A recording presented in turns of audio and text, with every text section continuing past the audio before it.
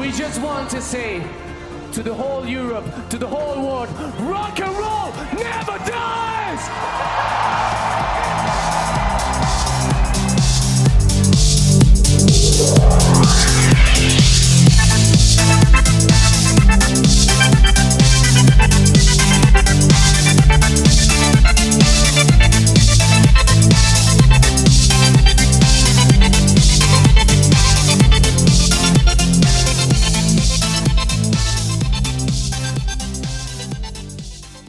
Hello everyone and welcome to this episode of Eurovision.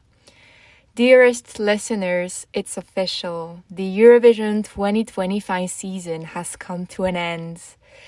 And as I'm recording this, it's Sunday 18th of May, and last night we witnessed Austria's victory. JJ with Wasted Love has brought the trophy home for their country. A stunning win and a wonderful evening, and I thought we could take some time to reflect on it together now. First of all, I would like to thank everyone who's recently subscribed to the podcast. More and more of you are tuning in to hear me ramble on all by myself in my wardrobe.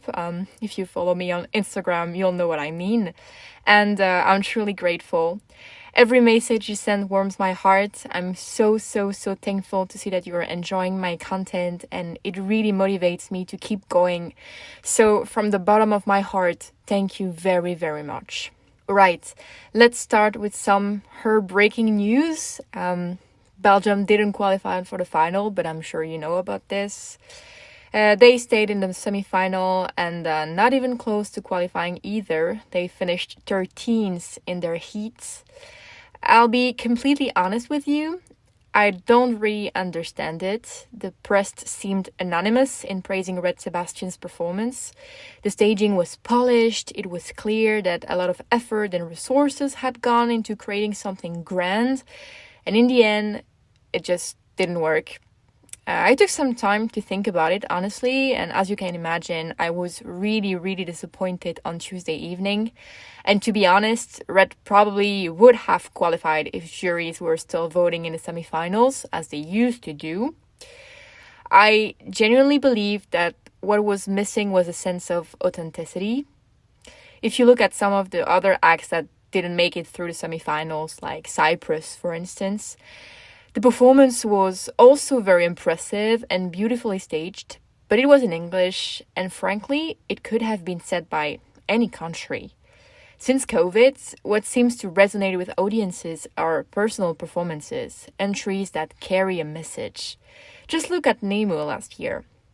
Audiences want to hear national languages or see something that reflects the cultural identity of a country or the artist. And unfortunately, I don't think Belgium has fully grasped that yet. Next year, it will be our TBF's turn to handle Eurovision. This year, as you'll know if you've listened to my episode on Belgium at Eurovision, if you haven't yet, go give it a listen, please. The Flemish broadcaster was in charge, so we'll probably see another internet selection, and I truly hope the new Belgium delegation chooses a French language entry. We need to show that Belgium has incredible artists who sing in French. Of course, there are the big names, Elena, Pierre Demar, Angèle, Stromae. But we also have some amazing niche artists too, like Orlan, whom I really love. These are artists with a unique word, and I think many of them would jump at the chance for the international exposure Eurovision offers. At the same time, it would give us the opportunity to finally bring a national language back to the stage. I've spoken about this on the podcast before, but it honestly breaks my heart that we've managed to send entries in imaginary languages. Again, if you don't know what I'm talking about, go check out that episode on Belgium. And yet, we still haven't managed to send a song in French or Flemish since 1999, I think. Wow, that was a long time ago. I wasn't even born. Anyway, that's a problem for 2026. We'll see what happens next year. But for now, I'm keeping everything I can crossed.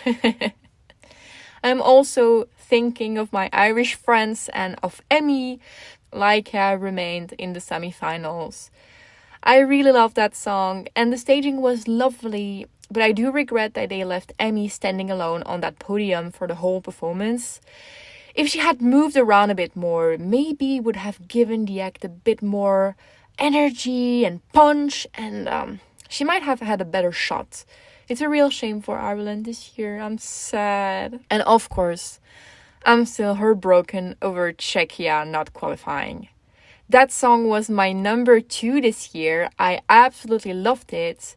And I think Adonis has a stunning voice. But unfortunately, as I've discussed with some of you already, the live performance didn't quite hit the mark. Vocals were a little off at times, and there were a few timing issues too, which is such a pity because the song itself is excellent. The staging was really compelling. All in white, beautiful choreography, powerful dance break.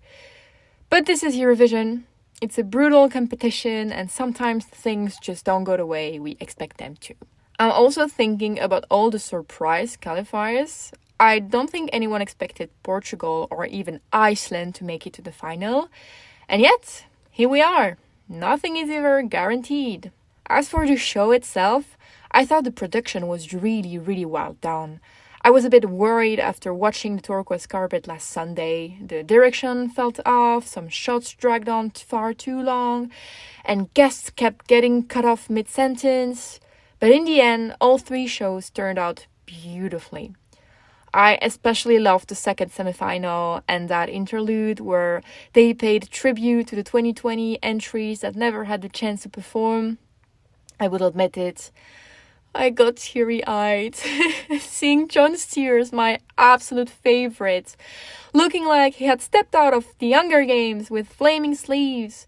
Then the rope with On Fire. Listen, that song would definitely have placed top 2, maybe even won Eurovision, who knows. And one of my personal 2020 favorites, All of My Love by Destiny. It was just too much. I cried like a little girl watching them all together. That is the Eurovision I love. And bringing John Steers back to the final, honestly, thank you! He's so incredibly talented. The staging for Tout l'univers was stunning. Not only does he have a gorgeous voice that can hit stratospheric notes, but surrounded by those dancers, he was truly the king of the night. And then that Kerija versus Biblazania battle, such a fun moment. I think every Eurovision fan was shouting with joy, seeing these beloved artists back on stage, the ones who made us feel so much and dream so big. So for that, thank you, Switzerland. One slight disappointment though, no Celine Dion. I believed it right up until the last moment. All those rumors about her private jet being in Basel and secret rehearsals.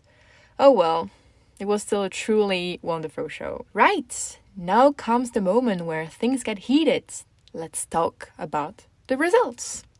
First of all, I have to say I am absolutely thrilled with Austria's win. It was totally deserved. One of the best performances of the evening, without a doubt.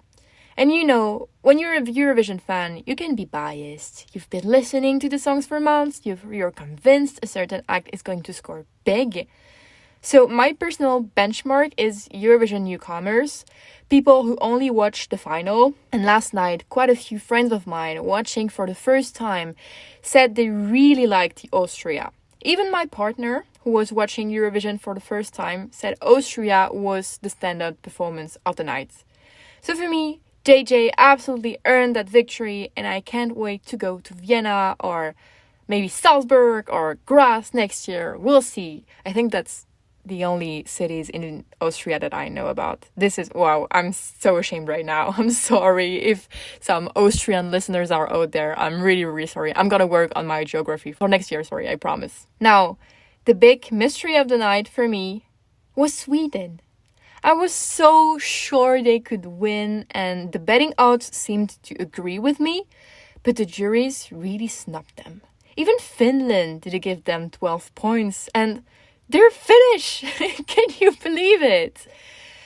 It just wasn't enough in the end, and I still don't understand how Estonia scored more jury points than Sweden. I mean, vocally, Kai was on a whole different level. The staging was more refined, I'm honestly baffled, especially by the lack of enthusiasm from both the public and oddly from the Nordic juries for Sweden. Well, at least they didn't win an eighth time and overtake Ireland's record. I'll admit, I'm a bit relieved about that. Italy rounding out the top 5. I have to admit, I really didn't see that coming. Honestly, I thought it was going to be one of Italy's worst results in recent years, and in the end, it turned out to be one of their best. When I saw the juries awarding them lots of points, I wasn't too surprised. Like, it's very much of a jury song, that kind of polished ballad they tend to favor.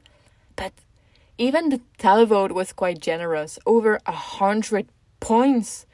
I mean, I'm really happy for Lucio, truly. But if I compare this year's entry to La Noia from last year, which came 7th, I personally feel like this year's offering was a step down, sorry to say. Well, let me know what you think, guys. I'm really interested. Now, as always, a massive gap between jury's votes and the public. This year, we even had a double 0 points, the United Kingdom and Switzerland.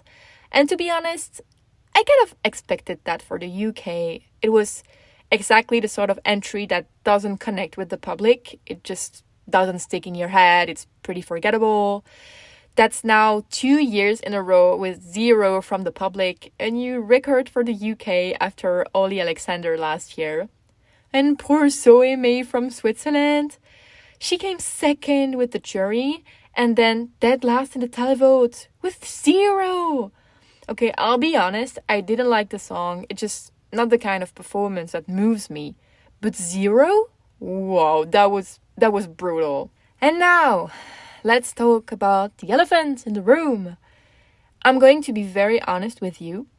5 minutes before the end of the show last night, I was convinced we were witnessing the final Eurovision ever.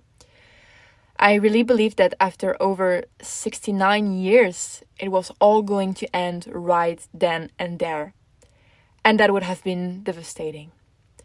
I don't want to dive into any controversies, but I do want to share a few facts with you. Let me ask you this. Does it seem right that last night across Europe, people were more relieved about one country not winning than they were excited about who actually did win? Some of my friends were in the press room, and they told me the tension was absolutely overwhelming. When the final results were announced, everyone breathed a collective sigh of relief. People weren't really celebrating the winner. They were simply relieved by who didn't win. And I have to ask, is it normal for one country's participation to cause this much tension? Let's go back to last year. A contestant was disqualified following a complaint from that very delegation. Let's talk about the additional security measures required simply to allow one country to take part. Let's talk about the threats received by Eurovision content creators who dare to speak out against that participation. And finally, does it seem right that a country whose leader has been indicted by the International Criminal Court for crimes against humanity is being represented on an international broadcast watched by millions? What message does that send about Eurovision? What message does it send about Europe? Eurovision has, over the years, become a space where artists, no matter their background, can express themselves, assert their identity, and most importantly, claim their right to exist. Eurovision has always been political. You cannot put 30 or more countries in one room and pretend politics won't play a role. Anyone who believes otherwise is being incredibly naive. But there's a difference between politics and propaganda.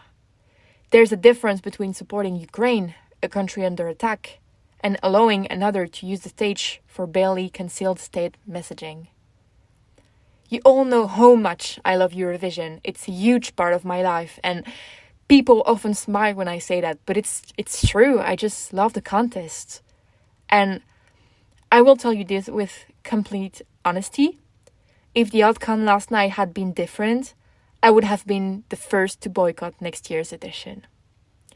So I truly hope the EBU will take a step back and reflect on what happened. and what it means for the future of the contest. Let's hope that in 2026 we'll be able to enjoy Eurovision in peace, without fear and without the shadow of its potential end looming over us. Anyway, I hope you all had a lovely evening last night, whether you were in Basel or watching from somewhere else in the world. As I mentioned in the last episode, we'll now be going back to our regular schedule, a new episode every other Friday. And a little exclusive for you. To celebrate our winner, the next episode will be about Austria's history at Eurovision, and I can't wait to dive into it with you. In the meantime, I'm sending you lots of love, wishing you a gentle start to the post-Eurovision depression, because we all know it's real.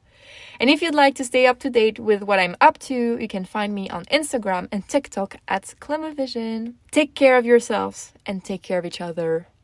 Bisous! Okay, hit the end.